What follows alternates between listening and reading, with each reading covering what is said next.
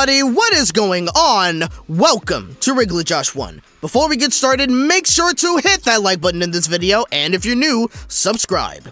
So just recently, it was officially Disney's 100th anniversary. Throughout 2023, they've been celebrating their 100th anniversary, and October 16th was the big day. Now, I will say that the celebration wasn't exactly the greatest, specifically for their actual anniversary, because nothing really happened all that much. Same could be said for Warner Brothers' 100th anniversary as well. That was kind of lackluster, but at the same time, we all know exactly why that was. It was overshadowed by the strikes that were going on, and for good reason, to be honest. We couldn't really celebrate this milestone. Did they really kind of deserve us celebrating with them? I don't know. But that didn't exactly stop them from coming out with something special for their 100th anniversary. Interestingly enough, both of them had to do with their animation studios. While one of them was a special I had no interest in seeing for obvious reasons, the other one was just way more exciting.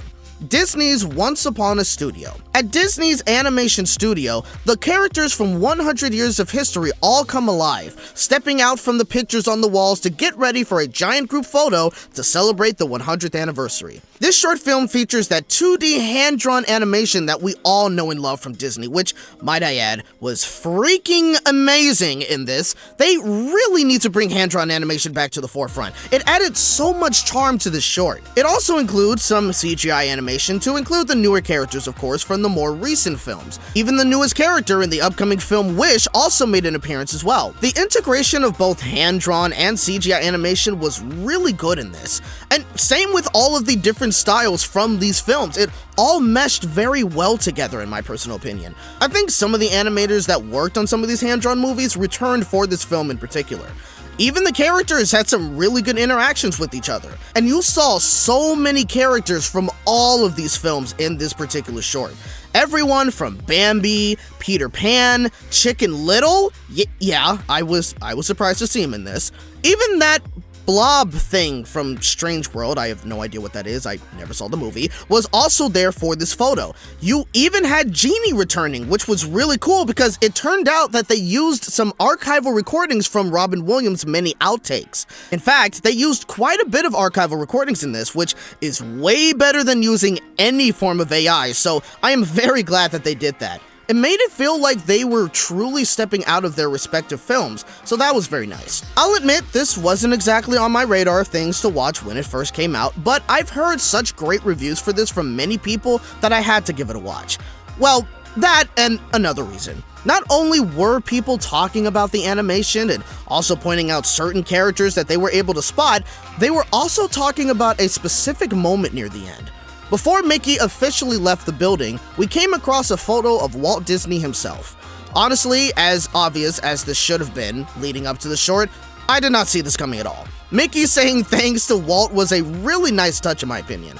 Something like that just really pulls at your heartstrings. I'll even admit it, this short did make me cry a little bit, which was surprising to me. I'm a tough bun. I don't cry. Now, it wasn't this exact moment that made me tear up a little bit, though it was very special, but it was when the characters all started singing When You Wish Upon a Star at the end. I know, of course they had to end it that way.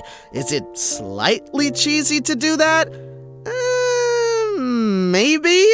But does that tug at your heartstrings? Of course it does. And that's what Disney does best. Again, an obvious ending, even though I, again, did not necessarily see that coming, but how else would they do it? It was a very sweet way to wrap things up like that. And again, it did make me a little emotional. I always loved Disney's animated movies, and a lot of these movies were a huge part of my childhood, so I guess the nostalgia just really hit me hard at that moment. Overall, what do I think of Once Upon a Studio? Honestly, this was probably the best way to honor their 100th anniversary. It did start out as an animation studio in the very beginning, after all.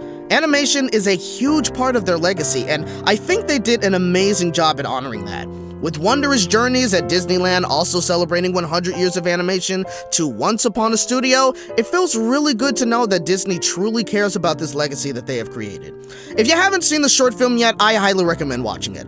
A lot of love was really put into this, and you can truly feel that. Happy 100th anniversary, Disney. If you have seen the short film, let me know what you guys think in the comments down below. I hope you guys enjoyed this video. If you did, hit that like button, subscribe for more content, and hit the bell to be notified on my next video. Thank you guys so much for watching, and remember, you're hearing it from a regular bunny in a regular world. See you next time.